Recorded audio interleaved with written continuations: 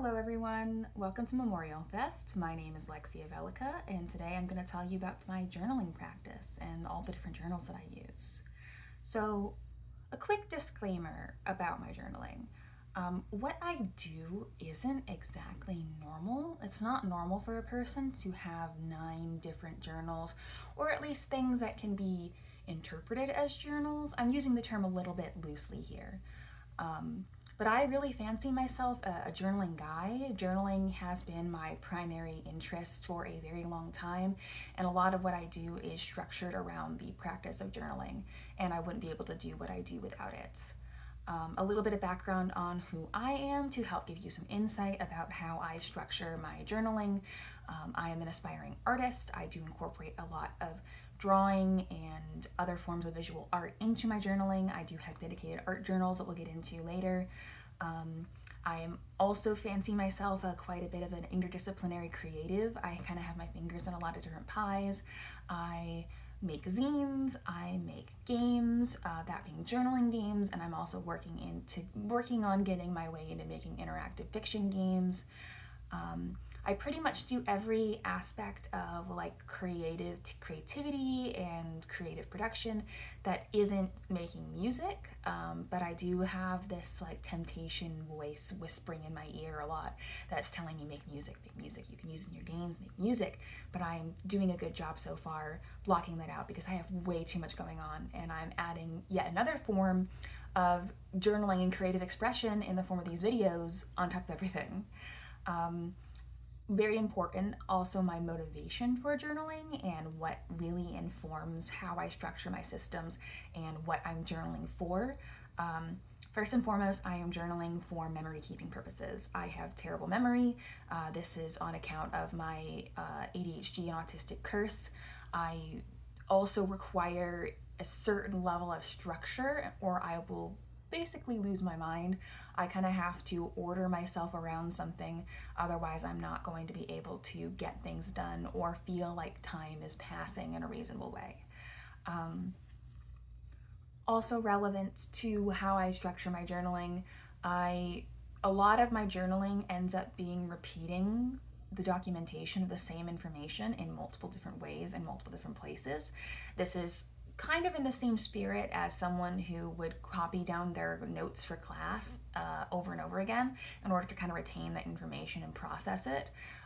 The ritual of copying something down and just kind of going over a day with a fine-tooth comb again, or going over a month, is really important for me in my ability to retain any information at all. And lastly, why am I making these videos? I'm making these videos because I noticed in my perusal of journaling content that there is a distinct lack of people who have, frankly, bad handwriting in their journaling. And I think that we need some representation for some bad handwriting people out there. I, for the longest time, really struggled with how bad my handwriting was and how it inhibited my ability to make a lot of the really aesthetically appealing spreads and do a lot of the same things with journaling that I'd see a lot of other people do out there.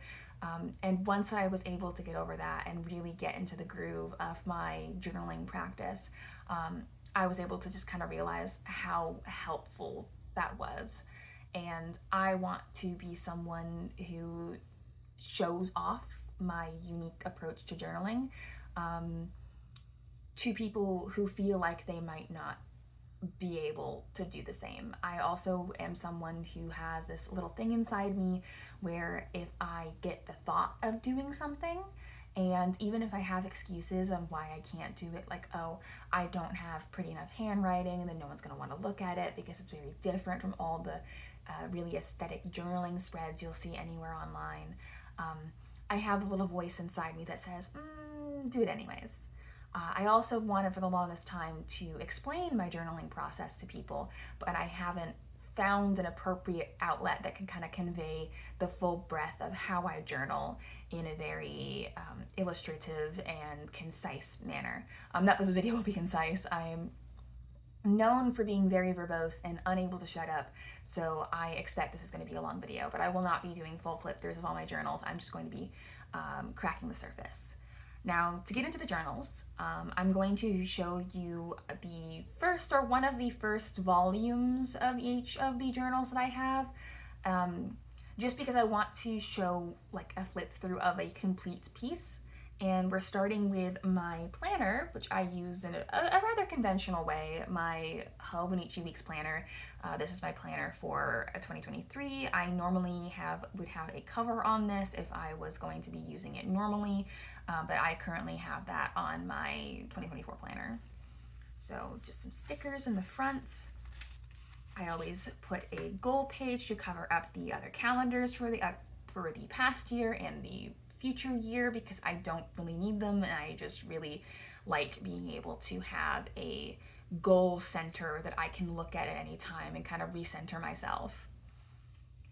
This is one of my favorite pages in my journal, and I don't keep up with this every single day, writing it down, because I get annoyed with how long it takes for the ink to dry in the Hobonichi planners.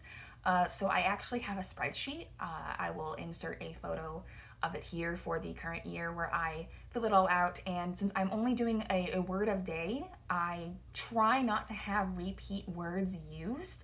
So I will always use the functionality of doing it digitally first before I copy it down in my Hobonichi Weeks, to search and make sure that I haven't used the same word before.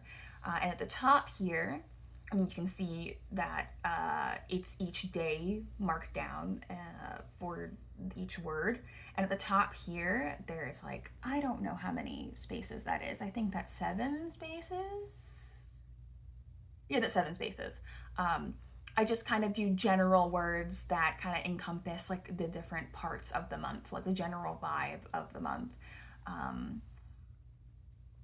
I don't know if the quality or the handwriting is good enough where you'll be able to read any of these, but you can see that I just choose a word that's just based on the day, whatever word association that I have with the day, or something that's just vaguely relevant, whatever I can justify in the moment. I usually do this first thing in the morning, so it's or whenever I remember if I have to do it like for previous days. So it's just usually whatever is like the first, like on top of my head, as long as the word hasn't been used by a different day. So this is what I used to do for my monthly view, which is just copying a section that I have in my weekly spreads that I'll show you in just a moment. But I have since changed how I do this in my current 2024 planner. Let me just pull that up for you. But I haven't been the most consistent about it because it's been, quite frankly, a very difficult year for me so far, but I did completely do it for the month of February. Instead of just copying down what is essentially bullet points of things that happen in the day, color-coded, I instead will like draw or write a couple words on each of the squares, just kind of like a fully filled out calendar. And then in the side here, I will do summary notes for the week at large. But previously I did it differently, and even then I kind of fell off of doing it this way because it was really annoying, kind of copying the same information, color-coded using different pens. And I would usually forget to do it or keep up with it in a timely manner, so I would have to fill out like multiple weeks at once, and it wasn't a really enjoyable practice that did much for my memory keeping. So this is what a typical week spread looks like for me and my weeks. I have a column here separated off from my tasks where I will use pens. I have pens I specifically use for this purpose, which is the Uniball Signo DX in the .38 line thickness, I think is the word you'll use for that.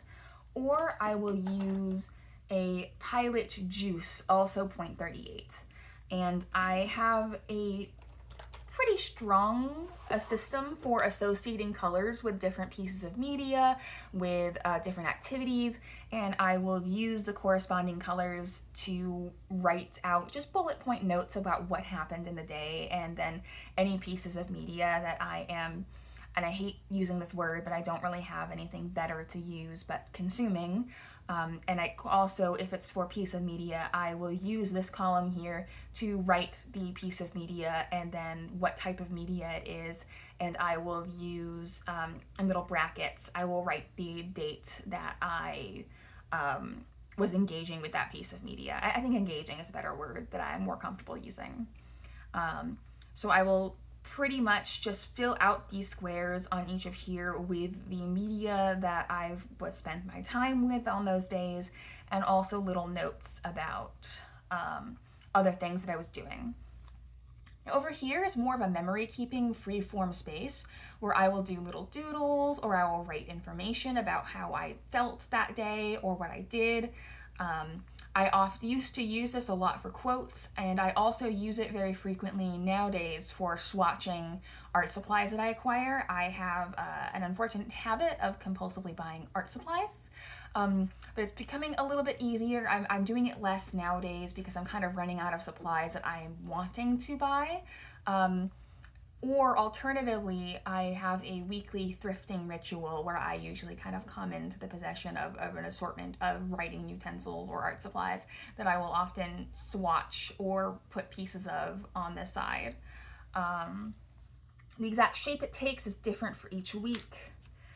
You see, sometimes I will include, these are lino cuts that I did, just small stamps. I include washi tape sometimes, usually if it's washi tape that I recently acquired. I used to do doodles of myself. One thing I do now currently in my current planner, Hweeks, I have a list of tasks that I'm doing for the week, and that I also have a habit tracking system. I used to track my habits through Notion, but I no longer do that. Instead, I do it in my Hweeks. And we're just gonna flip through a couple more pages just really quickly, just to kind of show you the general shape that things take, but they usually look more about the same. And I've been keeping up this quite similar system for about a year, more than a year and a half now. I did it for all of 2023, and then for as much as 2024 we've been through so far.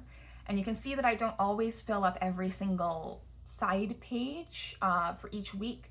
It's just, I don't really try to push it to try to like fill it all out, because otherwise I'll be on Sunday and just putting a lot of nonsense just to kind of like fill space. But that is my Hweeks. And next we have something that I'm really passionate about, that I really love doing, is my calendar doodles. So I got this idea, I think from a JetPens blog article talking about how to like fill up planners that when you don't really have anything to do. And I found these planners on Amazon that have really thick paper, like really nice thick paper, and it's just blank with just the calendar. You'll see, I'm gonna have to block out my personal information. I fill out every single inch of the page that I can. But I use Zebra Sarasa gel pens in the 0.5 thickness. And I use a different color each day, making care to not use the same color in any adjacent squares so it doesn't kind of look too blended and confused. And then I use Zebra mild liners, ideally in the brush form where they have the finer tip on one end, to do all these doodles that kind of summarize each day of the week or the month as a whole. And I'll usually always draw myself at the bottom here.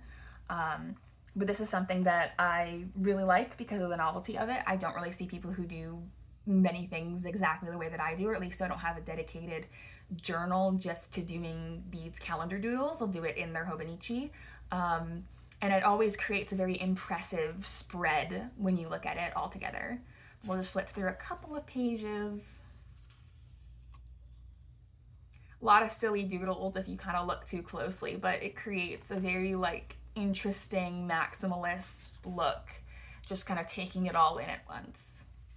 So next, I am very hesitant about sharing this one because this is my art journal, and I made a personal vow that I will not share the contents of this journal publicly. Oops, I'm kind of doing it now. And this is my second volume. This is like the start that like kicked off all of my journaling craze. I got a sketchbook because I was inspired by the video game Night in the Woods, and I was just gonna do like a small, silly, low effort doodle every day.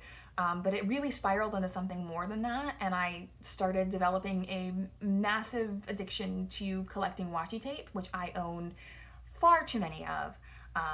And I began using them for headers in a way that you'll see very soon, that will like inform the aesthetic of each page. And I just kind of write down what media I was exposed to in that day, and as well as like some brief notes and then visuals, upside down, whatever visuals related to the day and to the general aesthetic theme that I can come up with. And I always make sure to bare minimum draw myself and what I was wearing, so it does also serve the function of being a little bit of an outfit of the day. But you see I have the washi tape borders, and I also write what the date is and what the day of the week is, and just kind of like really go wild just trying to fill up as much of the page as I possibly can. And you can see like I tried to experiment a lot with different art styles and do a lot of writing. It's really fun to look back on these because I don't do as much writing in my current art journaling practice. I've gotten a little bit lazy with it since it's been a little bit of a rough year, so I end up kind of filling space by just kind of doing patterns and stuff to kind of fill up the empty space. But I really was thriving at the time where I just kind of like filled up every little bit of space that I could with text or little doodles. But these are kind of older entries because I've been doing this for a while. This is from 2022. And I will be censoring information that I deem sensitive that I do not want out here. And I also do alternating page orientations because the washi tape can build up some bulk, and I've been concerned about affecting the binding and potentially having the book fall apart. But that is my art journal. And now we're moving on to the non-daily forms of non-digital journaling. We'll cover digital journaling at the end, but this is my monthly sketchbook. I found these really cool little like craft paper cover sketchbooks when I was at the art store once, and I was really enchanted by them and charmed, and they only have about like 32-ish pages, 30 pages in them, and I thought that I would give myself a challenge to complete one of these a month. I've since had to move on to different brands of the sketchbook because I can no longer find the one I was using. I don't remember the exact brand. I don't entirely recommend them because the paper quality isn't the best, and one of the worst sketchbooks I ever bought was from this brand that had awfully dreadful paper that I can barely use for pencil sketches, despite the deceptive thickness of the paper. So I don't recommend it, but currently I'm using a Moleskine, I never knew how to pronounce the name of that brand. Like Kahir's, I don't know if I'm pronouncing that correctly either, little craft paper sketchbooks, but they have about double the amount of pages, so it's a little bit more of a hindrance. But since the bleed through is bad enough, or rather ghosting, because it doesn't bleed through to the next page, but the ghosting is bad enough that I am basically only able to use one page. But I just essentially just use it as a sketchbook for any like sketchbooking purposes that I want. I'm not really doing proper journaling to correspond to the days, but I do want to kind of communicate the type of stuff that I'm interested in the moment and what's on my mind, as well as like whatever new or exciting art supplies that I have access to at that time. It's not always my best work, but that's okay. It's really in the process of just kind of having that daily habit of filling out a sketchbook. And I started doing this because I felt like I was moving too slowly with my sketchbooking, and I wasn't finishing a sketchbook fast enough that I would have liked. So I decided that I wanted to have a system in place where I could finish more sketchbooks and kind of get that satisfaction. All right, and next, the next monthly form of journaling we do is my monthly summaries, and this is just like a loose binder form of journaling I did. I used to do it in a bullet journal notebook, but I did not like having it restricted in that way, and I just had really big problems with the notebook that I was using, and the binding especially like threatening to break because I would like to take a scrapbooky approach to it, and sometimes I wanted to use different paper types and qualities.